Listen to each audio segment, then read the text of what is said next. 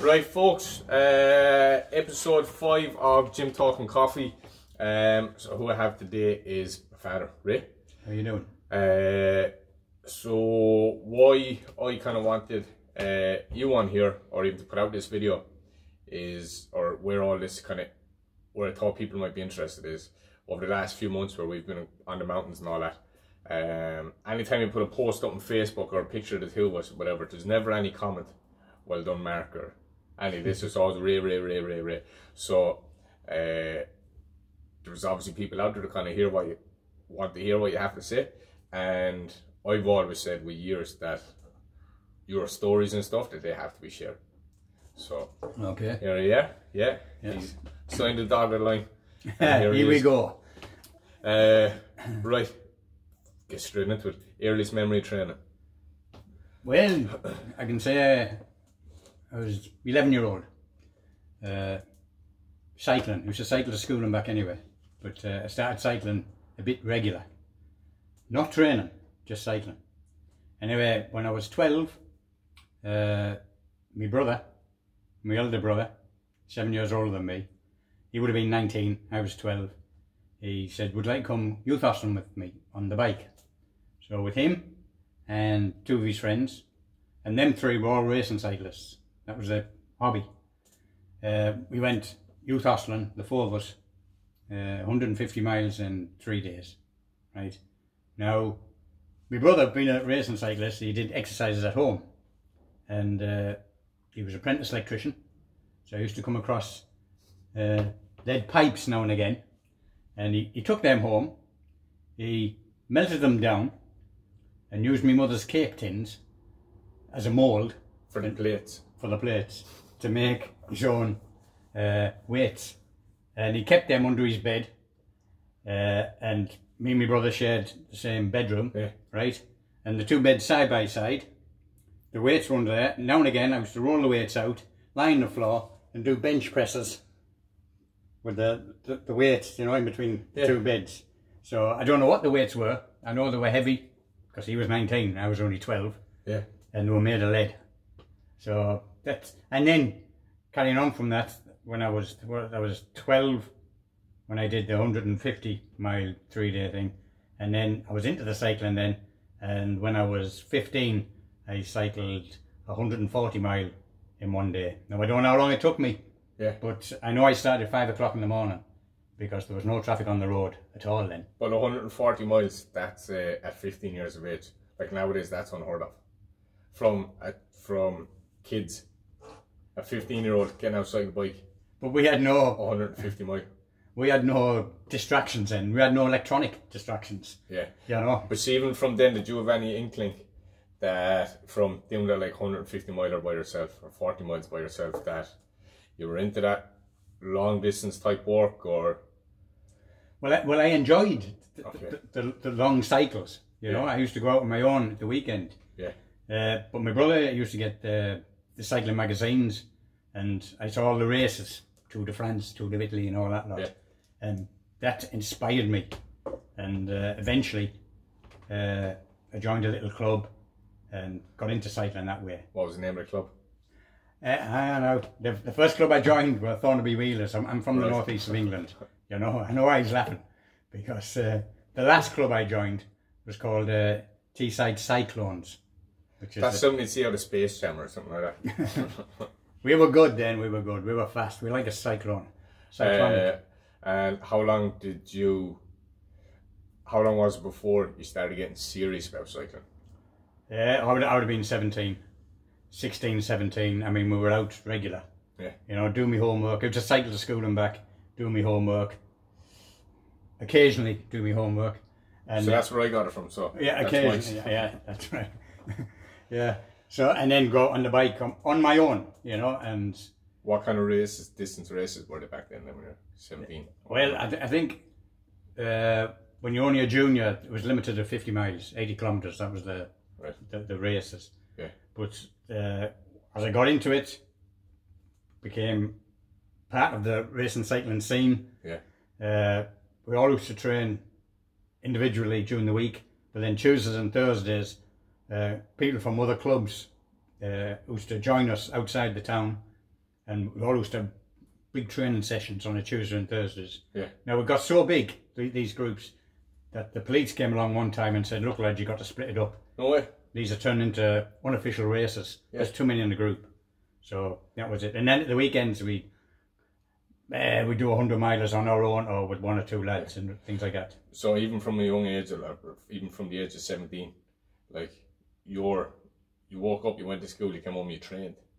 So was that like, that's a pattern that you've had throughout all your athletic career and what you were doing. Yeah. Now I'll just correct you on that. Go on. When I was like 16 and 17, I wouldn't class it as training. I just went out on the bike. Right. But when I started racing, then you can call it training. Yeah. But I just love getting out there. I love going to places, training, getting out, doing it, pushing myself. What was it like training back then in the 60s? Compared to now, I know you're not cycling now or whatever, but... For the start, there was less traffic on the road. Full stop. Yeah. You know? And we trained the whole year round. We eased down in October. That was the end of the cycling racing season. Yeah. We did winter runs. I remember going over the North Yorkshire moors. There was 4 of us and we were following the snowplough. That was pushing the snow away, and we were following the tracks. But it was an adventure. And it was good mentally. Yeah. How did you come up with your training plans? Was it something you got off a magazine? Was it how you felt? Or what was it? No, books were few and far between then. Oh, really? And there was no internet then, you know? Internet. There was no internet then. And just word of mouth. And you knew, I say my brothers used to get the magazines. So you'd read about profiles of the big fellas, what they were doing. Yeah. And you try to adopt and adapt to something that I could do. And that was it. But it was always, I mean, you do 150, 200 miles in a week, you know, in training. Yeah, you wouldn't know, but it'd be that. And it's consistent. I mean, in our club, small club, the last club I was with, Teesside Cyclones, we had no social life. We lived on the bike. Yeah. Some lads went to college, come home, trained. I went to work, come home, trained. Yeah. It was that. That was your passion. Yeah. That was your life, cycling. So none of us drank as such. About 20, no, I didn't. I think I had my first pint when I was 18. I had 2 pints that year. So did I. Yeah, I bet you had more than 2 pints though. Why didn't you either? And why did you stop cycling then? Well, did you ever get good at the cycling? Not good, but how far did you go? Yeah. You know? See, I was light when I was cycling. I weighed less than 9 stone. I was only 8 stone 12. So I used to get a lot of the hill prizes, the preems, you know. You know, in a race you'll always have 1 or 2 hills, and the first person over the top of that hill, there'll be a white line on the road, you'd win prizes. Is that a dotted jersey, is it? That's the polka dot jersey that you'd seen in the Tour de France. Now, in those days we were amateurs, couldn't receive money, but there was frequently a brown paper envelope put in my hand, there's 10 shilling for winning, should we say, the King of the Mountain prize or whatever. Because I was at light.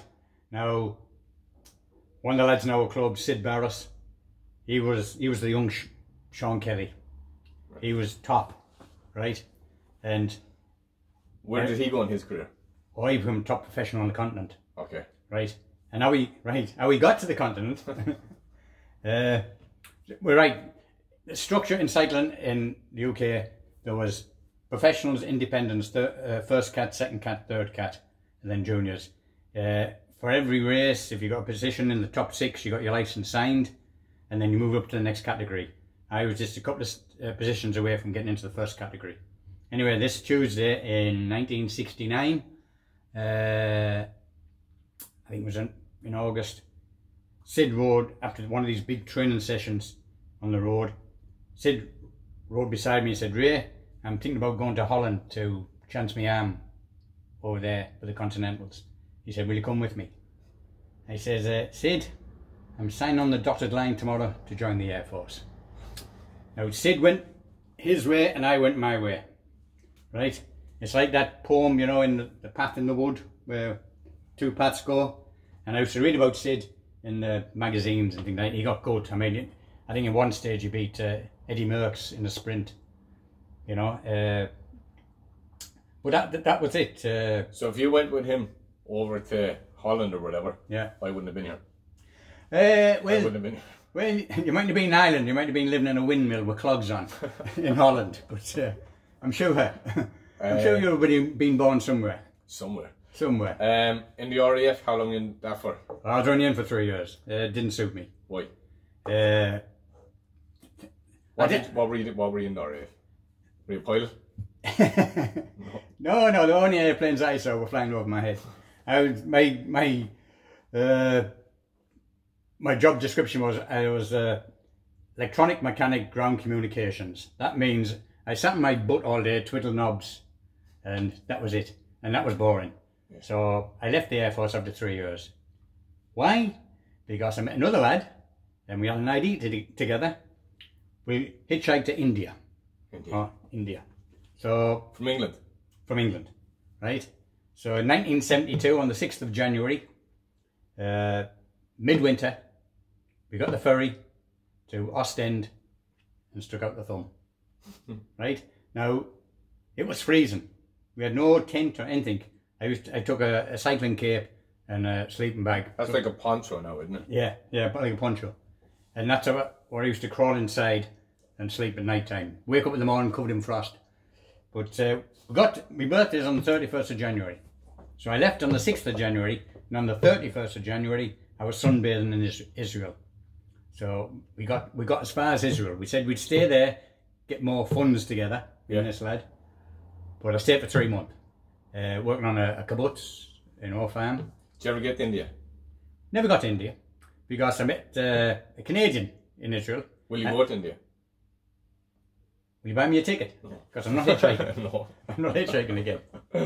Anyway, I met this lad. He said his brother's working in Munich, 1972, the Olympics, on the Olympic Stadium, in construction. He said there's loads of jobs going there on building sites. So we hitchhiked from Israel to Germany, but we missed Munich. We went to another place, Freiburg, and I got a job in a big warehouse, something like Musgraves or Lidl now, and stayed there for 3 months. He said, the Canadian, I want to go home to Canada. So I said, and he's flying from London. I said, we hitchhiked then to London, and I went home. You stayed there. When you got back there, did you try, how long were you there for? When you got back to London from when you come over here? Right. Well, when I went home, I did a course, got a job in London, stayed there for a few years. Right. Went to Scotland, stayed there for a couple of years, and then 1978 I arrived here. When you got back then, when you first got back into London from halfway getting to India, did you try to get back into cycling again? I did. Okay, how'd that go? Yeah, not good, not good. I knew, not the motivation wasn't there, but the impetus and the money wasn't there. Cycling was getting expensive, so I did a bit of hill walking. Jogging was taken off, So what was it, 1978 you come over here? 1978. Why did you come over here? Why Ireland? There's always a woman in a man's history. I got married to an Irish girl, and she wanted to come home to West Waterford. So I came home, right, 1978. Unfortunately, I went through a black period, right? Well, I was only back here for 2 years, and my wife ran off with another man. But 6 weeks previous to that, my mother died of cancer. So in a 6-week period, the two most important women in a man's life probably is his wife and his mother, and they were both gone. So I was left on my own, and that's where jogging came in, and that was literally a lifeline for me. It was. I took up the jogging and moved on from there. What was your first run, jog? Yeah. How far? 2.5 miles. How did it feel? The run was great. I felt great, but I couldn't walk the next day. I was too stiff. You read about stretching, but in those days, stretching. Yeah. But no. So the day after the bad day, I went out for another run and settled down a bit. Yeah. Settled down with the run into a pattern. Yeah. And it just went from there? Went from there, and the Dublin City Marathon was taken off. Was that your first kind of race, or the first proper thing that you kind of trained for? The marathon, but I give myself about 15 months before the 1983 marathon. And in that time I did the 5 milers and 10Ks and things like that. Yeah. But we did my first marathon in Dublin in 1983. What time? 2:58:30.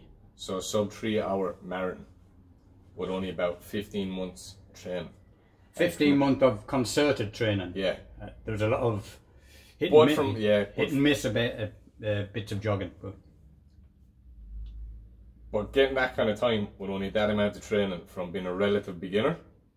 Sure, yeah. Did you think then at that stage, Christ, there might be something here, I'm kind of half good at this, I could do something with running, or were you still just enjoying it? Yeah. Did that little switch where you started? The break point came, I used to get the running magazines, Irish Runner, and before that there was a magazine called Marathon, and I used to get that, and I used to get magazines from the UK as well, just to keep me informed of how to train properly, how to stretch, anything. And one of the UK magazines was a one-liner. There's this race in Greece called the Spartathlon, and it said if ever the Spartathlon, sorry, you like that? Coffee will drink your coffee.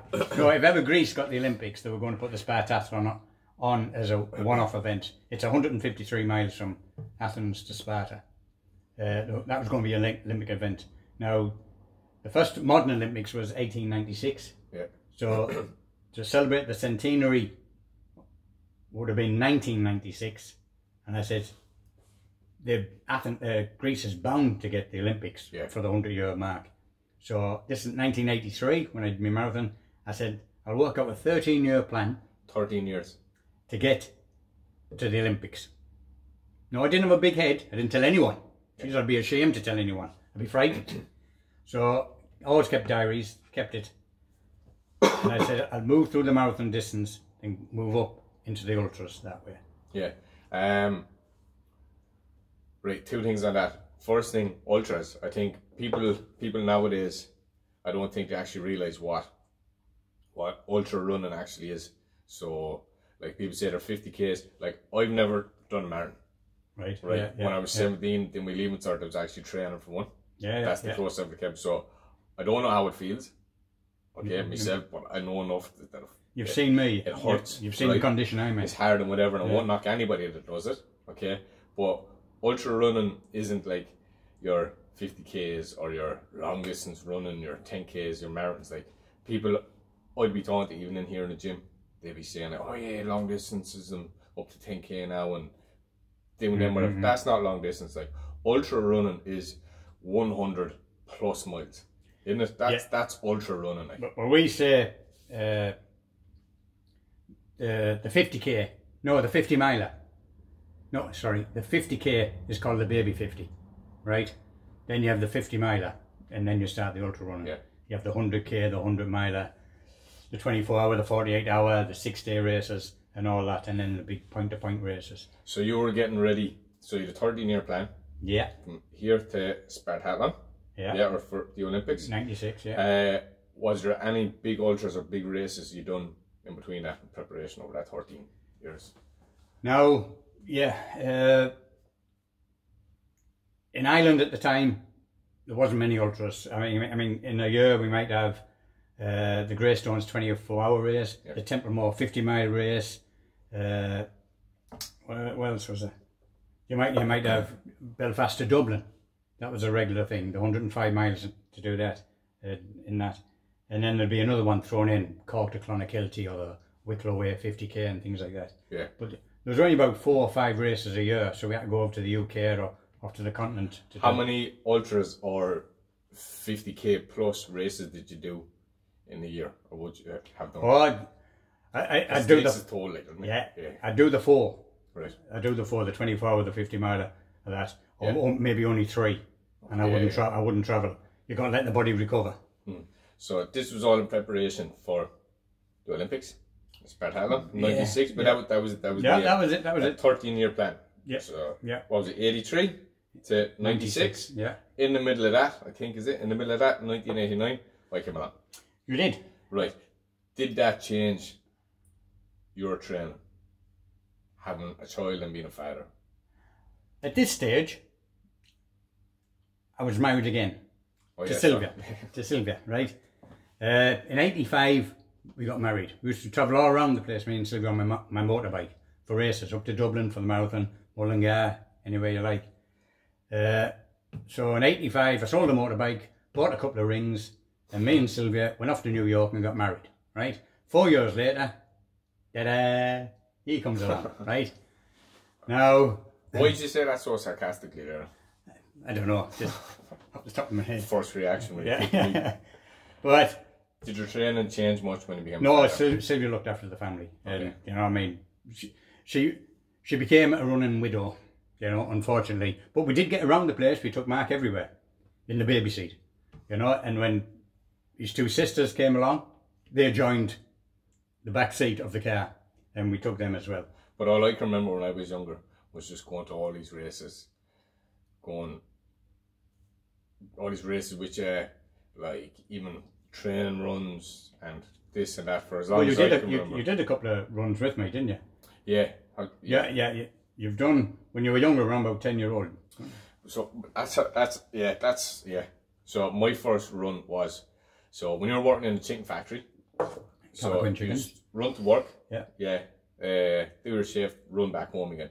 But on a Sunday, you just drop in your clothes. Yeah, you just drive to the factory, drop in your clothes, and whatever, and then you come back home. Yeah. But I remember one day I said, "Here, I'm going to run towards home." Yeah. Okay. When you're going to get your, I'm going to run home. I think I got about 400 meters up the road. It was something that wasn't that far. You come on, you pick me up in the car, right, and you go and whatever. And actually, like every Sunday, just going a little bit further, the distance increase. And how actually I'll never forget it. The furthest I ever got from what I can remember is the chicken factory all the way out to the Rock. Anybody in Capquinna knows that? Yeah. I was 9 or 10.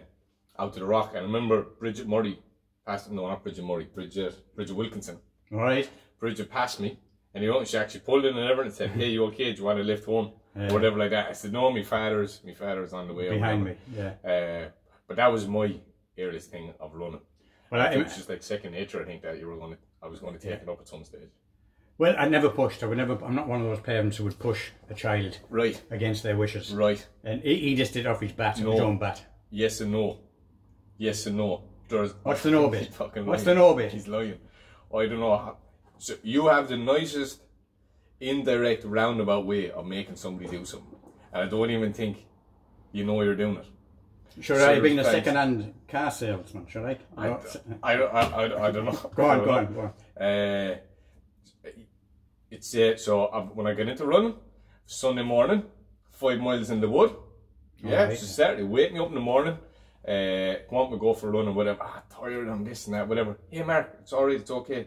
Not mentally strong enough. That's alright, that's okay. Fucking Jesus, take the quilt off and bang away. So it was all little things like that. So you never did push us. Okay? No. You never did push us. But you had your little ways. Just trying to run us, go. Just to get inside your head. It was all small things like that. So you didn't negatively push us or push me to do something. But I gave you an elbow. Yeah, that kind of thing. So you did encourage us, and you did kind of make us. No, what I was going to say that I have a photograph of him. I did 100k in Edinburgh, and he ran a couple of laps with me. That's the picture they keep sharing. I remember that. All right. Yeah. Facebook, you wouldn't know it. But yeah. Go on, next question. Next question. Yeah. So coming up to the Spartathlon, first attempt was 96. Was it? 95. 95. How did that go? Did it cost much to get over there? I've represented Ireland 12 times in international races. Been to 3 World Championships in Russia, Belgium and France. Every time an Irish team went over, there's usually 6 in a team, or maybe 3 in a team plus a manager, and everyone had to pay their own way, even though you're representing Ireland, right? Usually when you get the vest, the tracksuit, the shorts and everything, you know, and that was it. But you had to buy your own air tickets and everything else. That's ridiculous though, isn't it? It is. It sounds very amateurish. You know, you're representing your country. And I've seen, I mean, in one race, the Scottish team were there. And they got everything. They got caps, t-shirts, all Scottish stuff, everything, tracksuits, 2 sets of running kits, everything. And I was talking to one Scottish runner, and he says some of the stuff didn't fit him. They sent him the wrong stuff. But he was told, I just keep the original stuff, I'll send out more to you. So, no. Anyway, I'm not being negative, anyway. Yeah. So, but... 95. Yeah, 95 was my first attempt at that race. Now, to build up, I'd done 100 Ks and 100 milers and Cork to Dublin, Belfast to Dublin, everything, you know, 24-hour races. So I was prepared. But unfortunately, 6 weeks before we went out to Athens, 3 of us from Ireland, we'd all done a 100-mile race. And that was only 6 weeks before the Spartathlon. And we weren't rested. We thought we were. We thought we were Supermen, you know. But went out there, 2 of us had to pull out. And Don from Greystones, he went on to finish it. Now, the thing with the Spartathlon, right, and I won't labour the point, but it started, I'll be very brief, all right? Yeah. Be very brief. In 490 BC, the Persians were coming over to attack Greece, right? In those days, there were little city-states, right? So the Athenian little city-state went out to a place called Marathonus, to face the Persians. They realised they were outnumbered, vastly outnumbered, so they sent a messenger, Pheidippides, off to Sparta to ask them, will they help us? That was 150 miles away. The Spartans couldn't come, they were having a religious festival. So Pheidippides ran back to Marathon. And when he got there, the battle was over. So some say they sent Pheidippides in, the 24 miles to Athens, to tell the king that they'd won. And his famous words are, rejoice we conquer. And then he collapsed and died. But that's what you get when you be an ultra runner. You never know what's around the corner. You said that now as if it was... But, let me see now, 1980, a long distance runner and also interested in ancient history, looked at this run, because it was recorded in the old history books. And Pheidippides is supposed to have ran from Marathon, Athens, to Sparta in 48 hours, 153 miles between 2 sunsets. And these 6 UK runners said, could we do it? So they ran and they did it in 40 hours. Now the Greeks went mad, the publicity, because this was history come to life. And they said, right, these aren't myths, maybe there's truth in some of this. So the next year, they organised a race, the Spartathlon, but invited 10 international runners to come, right? But they lowered, or shall we say, they raised the bar to 36 hours, right? You've got to do it in 36 hours, that's the cut-off point. Since then, it's open to all ultra runners around the world, but you've got to send in your CV to get accepted. So you can't just pay your money, turn up on you the can't pay your entry fee and you've got to be accepted. And the Spartathlon, that's 153 miles, and even to this day, that's the longest single stage race in the world, or it was. Until a few years ago. It was. There's many now on the calendar. Is there? Yeah, okay, yeah. I'm out of touch since you stopped running. Yeah, same here. But so the Spartathlon, what makes it hard? So it's like 30-40 degree heat, running in it, 153 miles. Okay, but there's checkpoints. You have to make time. Yeah, there's checkpoints. It's about it might vary, 72 to 75 checkpoints, right? And you've got to make that checkpoint in and out on time. If you're not, you're eliminated, right? There's 5 major checkpoints where only your support crew can help you. Yeah. You can't take no more outside help, except of these little checkpoints. So it's run on the same ethics as the Olympics. You can't wear iPods, not iPods. But if headphones, you can't. Headphones. iPods. Whatever. You can't have no gimmicks, anything. I'm going to have to edit that bit out. No, you can put it in, keep it in. So you're an athlete running, racing, right? And traditionally, then only about half of the field ever finished. Now these are all these runners who start at the Acropolis on 7 o'clock on the last Friday of September every year can all run 150 miles, right? But still only a half ever completed. The level of yeah, there's more people doing it now, completing it now. Yeah. But what gets people is those cut-offs, plus the heat, plus the hills. Now imagine if you're running from Cork to Dublin, right? The 165 miles, right? And you get to Abbey Leaks, right? This is like in the Spartathlon. From Abbey Leaks, you leave the roads and you climb this mountain. And it's like looking at the Knockmeal Downs. It's like a massive mountain, but higher than Knockmeal Downs. And again, there's a checkpoint at the top. Oh, Jesus. Right? And then you're down. Yeah. Now the approach to that mountain looks lovely. You can see that the runners with the headlights, and you run up to the base of the mountain and you can see this zigzag of lights going up. Nice to see, but you know that in about an hour's time you'll be doing the same thing. Yeah. Anyway. What happened? Why did you pull out of that race? We weren't rested after the 100 miler. I went back the next year. 96. So it didn't get the Olympics. No, sorry, it didn't get the Olympics. Atlanta got 96. So how did the 96 Spartathlon go? Did you, in your training coming up to that, your preparation, did anything change? Obviously, you didn't do the 100 miler. I don't think you did. No. I copped on at this stage. But did anything change? No, I just eased down, tapered down well before the Spartathlon in 96. Did you complete that one? I didn't. I just got over halfway. Dehydration, puking, right? I just over the 80 mile mark, whatever. So I said, I'm not giving up.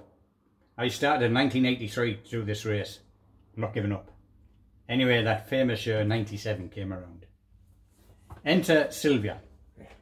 Jerry Ryan, DJ on 2FM.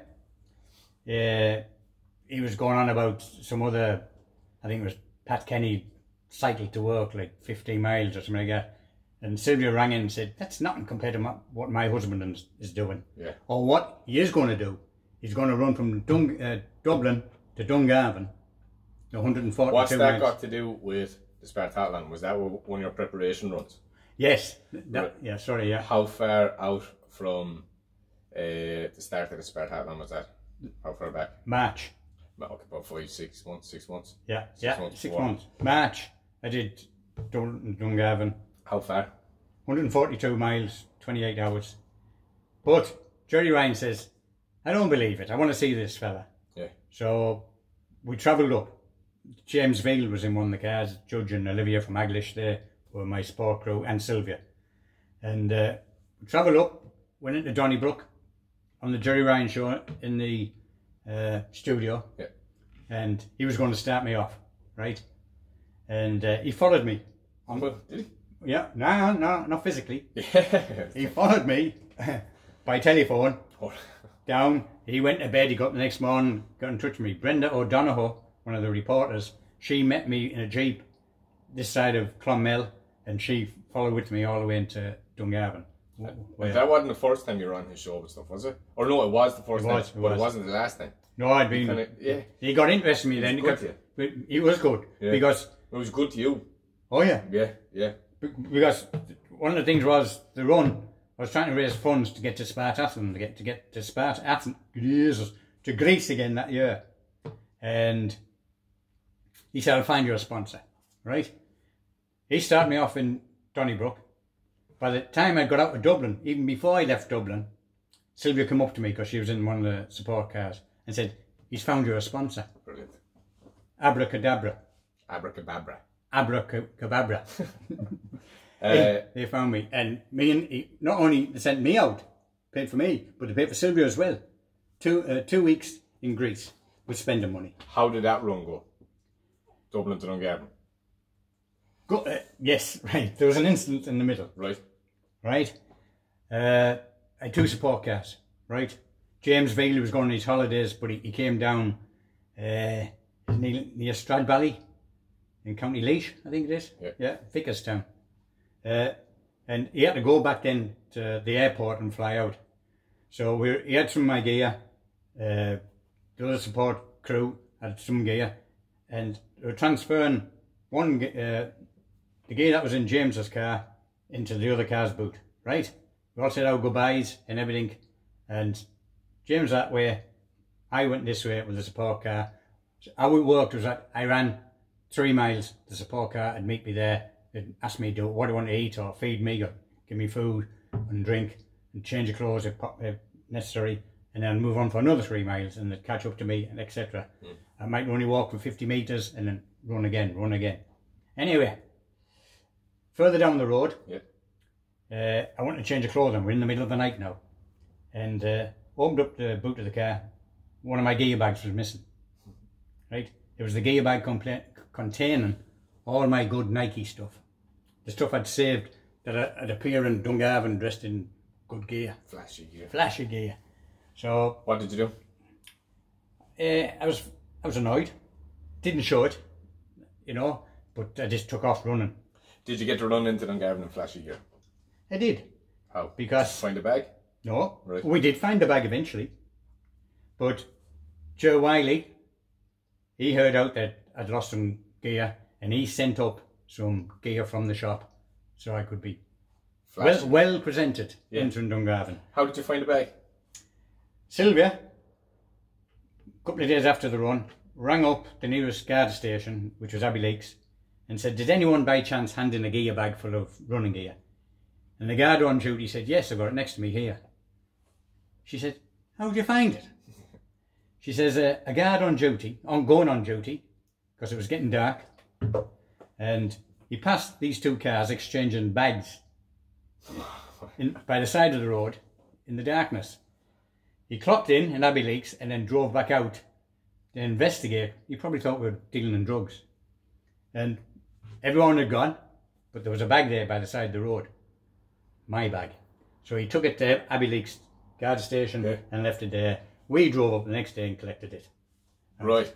So that wasn't the first time you had an incident with guards or security men or... Right, no, right. I know where you're going with this one. Or being a suspected drug dealer. Right. Is it? No, right. Living in Villiers-Town, right?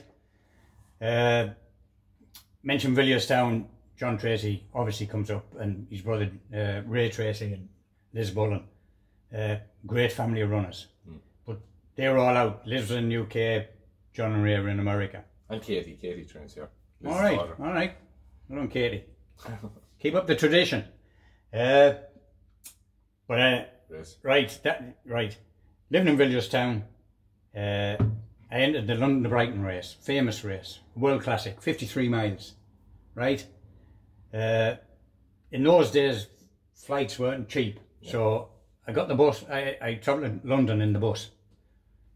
When you get to Rosslare, you get off the bus, take all your bag, get on the boat. When you get off at Fishguard, you still have your bag. You got to go through customs, and then you get on the bus again. Right, I come through the customs in Fishguard, and I get an atmosphere surrounding me. I was told, will you empty out your bag, please? I said, yeah. And no bother. I emptied out my bag, and I could see everyone, the rest of the bus passengers are gone. They were on the bus, waiting for me. And then I was emptying out my bag and everything, and I could see security guards coming behind me. You know, safe distance, but just coming behind me. And I was emptying out my bag, and the customs fellow in front of me was saying, where are you going? I said, I'm going for a race from Brighton. And he started questioning me on ultra running. He must have seen something on the television. And he emptied my bag, and there's a bottle with a Mars bar strapped to it, you know, for one of the feed stations. I'd all prepared. Was it wrapped around duct tape? Yeah, duct tape. They could have thought it was a bomb ring. That was it.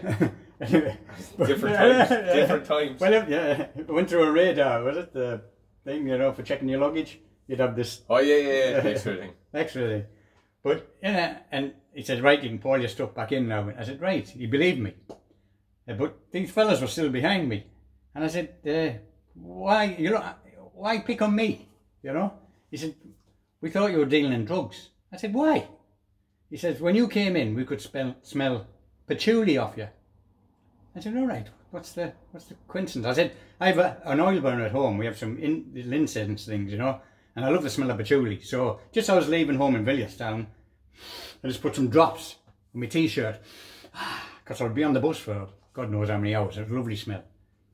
But drug dealers who are dealing in cannabis use patchouli to mask the smell of cannabis.